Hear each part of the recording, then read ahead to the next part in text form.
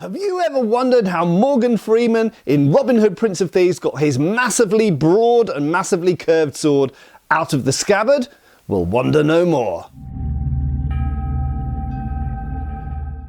Hi folks, Matt Easton here, Schola Gladiatoria. It does give us the opportunity to point out a type of scabbard design which, while those of you who are very familiar with swords from the Islamic world might know about, a lot of you out there who maybe just have more of a casual interest in swords might never have realised. So swords that are super curved like this Shamshir here, or this Kilij here, so this is an antique, this is a replica by LK Chen. But just very quickly before we go on, let's have a quick word from my kind sponsors. Whether it's armour or whether it's antique swords like those behind me, I value quality, and that's why I'm incredibly happy and honoured to be sponsored for this video by the luxury luggage brand Sterling Pacific. The tough ridged body of the case itself is made of 50-52 aluminium, and the corners are reinforced with A380. It's an incredibly rugged and tough case, and the handles and the covering around there is made of finest Italian leather. Everything about this case is tough and rugged. In fact, the company Sterling Pacific have worked thoroughly with flyers and frequent flyers, pilots as well, to build a case that is truly tough and suited to frequent travelling. Unlike most cases you'll find out there where there are lots of plastic parts, everything on here which usually would be plastic on another case, the wheel housing, everything on here has been replaced by really tough aluminium. And they specifically chose 2 wheels instead of 4 so it'd be more stable, wouldn't roll away.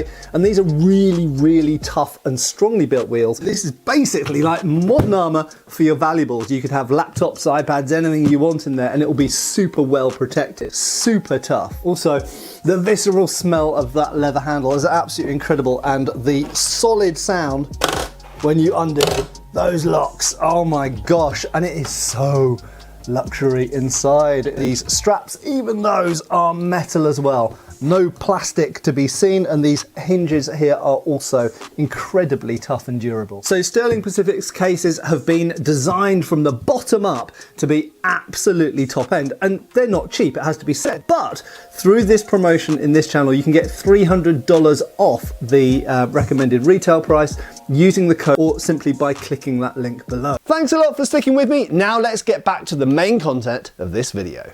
They have very curved blades, and in fact some of them are really broad, some of them are really narrow. In general, Shamshir tend to be narrow. Yes, I know Shamshir is the Persian word for sword and Kilij is the Turkish word for sword, but certainly in the Western world we tend to say Kilij for more of a Turkish design and Shamshir for more of an Indo-Persian design. But the Indo-Persian ones tend to be more narrow and have a slightly different curvature, type of curvature to the blade. The Kilij, we can talk about this in the future video if you want, get posting below if you want me to do that. The difference between the Shamshir and the Kilij is pretty interesting. But fundamentally they are related designs, okay? They're both from roughly overlapping areas of the world, and there are parts of the world, for example, somewhere like Syria, where you find Shamshir and Kilij, and in fact true in India as well and various other places, and in Persia itself. So both of these have a challenge to get out of the scabbard due to the curvature, and if they were a simple scabbard you literally wouldn't be able to get them in and out of a scabbard like this. What you would have to do is you would have to make the scabbard much broader than the actual breadth of the blade. Now what's the problem with doing that? The problem with doing that is you'd end up with a sword that was very loose in the scabbard. It just wouldn't sit nicely, it would jangle around. Particularly a problem if you're riding on horses and camels, where your sword is jangling around the whole time. That's going to potentially damage the sharpness of the edge. It's going to be really annoying, it's going to be really noisy, it might even disturb the horse. There's all sorts of problems with that. So a very curved blade, or a blade which gets broader towards the end. These both have the same issue, and some of these can be very curved and get broader towards the end. They can both have the same issue of how do you get them into and out of the scabbard.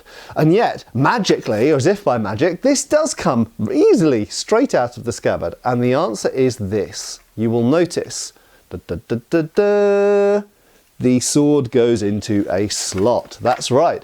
So these types of scabbards have a slot which usually starts above the top ring, and it's literally a slot in the wood, and a slot in the metal chape as we go up here, such that and you'll notice also the shape of the languettes actually lock into the shape at the top of the scabbard up here, the chape up here, and so it's an interlocking system.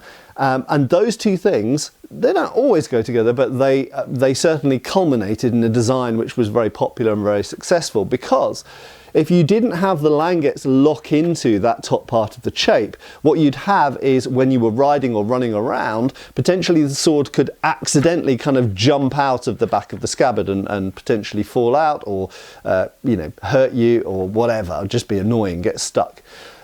So the fact that it is able to come extend out of the back of the scabbard like that, and then lock in there, gives you the perfect solution, because it's completely solid, it doesn't go anywhere, it's not going to fall out. When it's being worn that way around, you can jangle it around, no problem at all, it's locked in. That's one of the reasons that you have these languettes here that lock into the top of the scabbard, and when you want to draw it, no problem at all. If we look at this antique Kilij, which is probably Syrian, we've got exactly the same solution here. It's even more exaggerated, because this is actually it's quite stiff in the scabbard, this one. The blade is broader, okay, so in a sense we've got an even bigger challenge to deal with, because not only is the blade curved, but it's also a broader blade as well. There's also a difference of curvature. A lot of Shamshir tend to be a steady curve, although they curve more in the middle of the blade, they're more of a steady curve throughout, whereas a lot of Kilij actually have a sort of kink in the blade. They're basically straight, then they bend, and then they're straight again, which means that you have this kind of pivotal, problematic area around the middle of the blade, where you can start to pull it absolutely fine, but then it kind of gets stuck halfway up. But this slot, and let's have a look at this slot, completely bypasses that problem. And you'll notice it's usually above, if there are rings, it's usually above rings here. Now you'll also notice this one is fully encased in the metal chape up here. So although there is a slot in the wood, some of them, the slot in the wood goes down below the chape, and some of them, the slot is completely encased in the chape.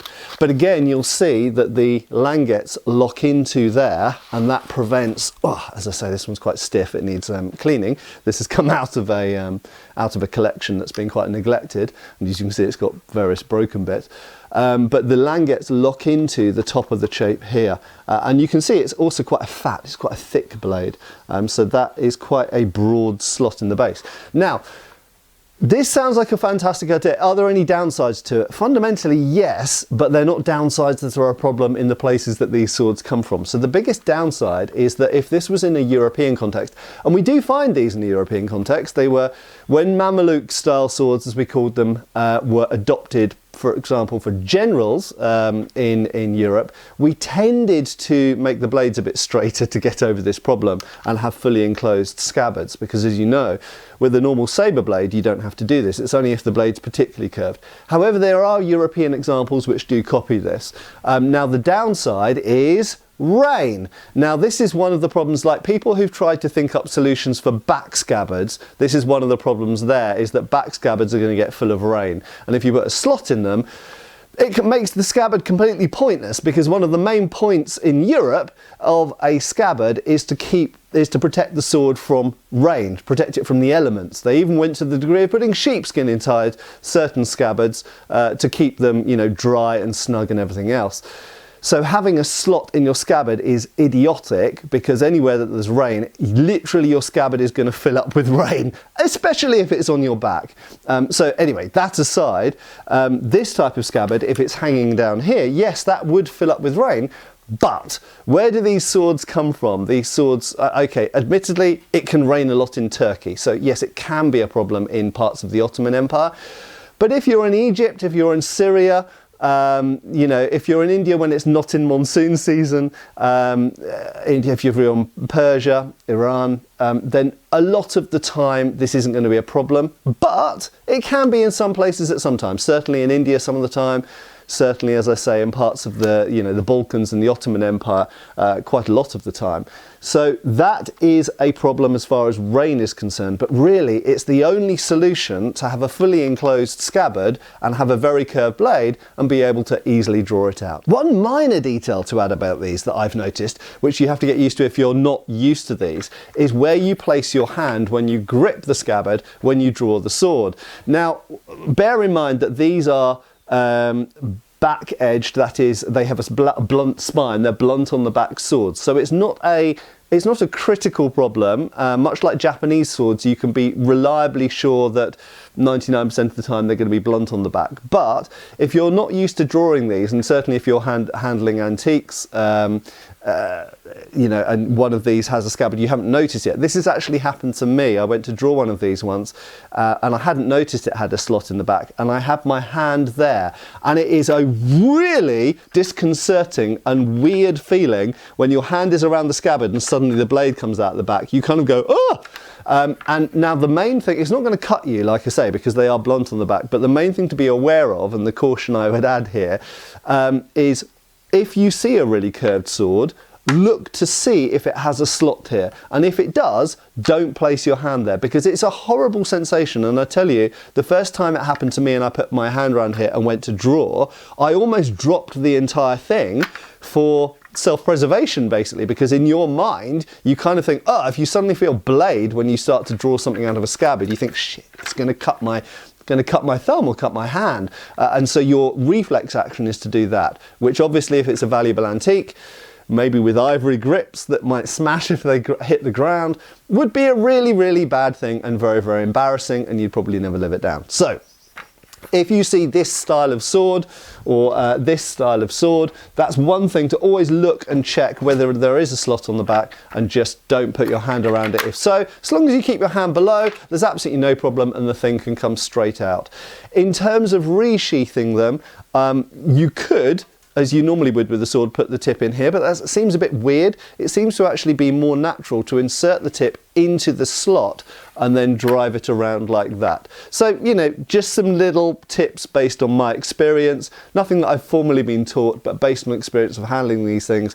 Keep your hand below, and when you resheath, put the tip into the slot rather than into the top of the shape. Anyway, hopefully some of you out there learned something new today, and even if you did know about these slots, hopefully this was a new way of looking at them. Nice to see some examples, and maybe also the rain, the weather situation might be something to think about. So if you've got any input, anything you think I should have added, or anything you think I should cover in a future video talking about these, regarding horse riding, maybe I can get my friend Zach in on this, horse riding or speed of draw, do they affect speed of draw? That's interesting, something I need to experiment with. How does the weather affect them? This kind of stuff. Anyway, thanks a lot for watching. I have been Matt Easton, and I will continue to be. See you really soon, folks. Thanks for watching. We've got extra videos on Patreon. Please give our Facebook a like and subscribe if you haven't already. Cheers, folks.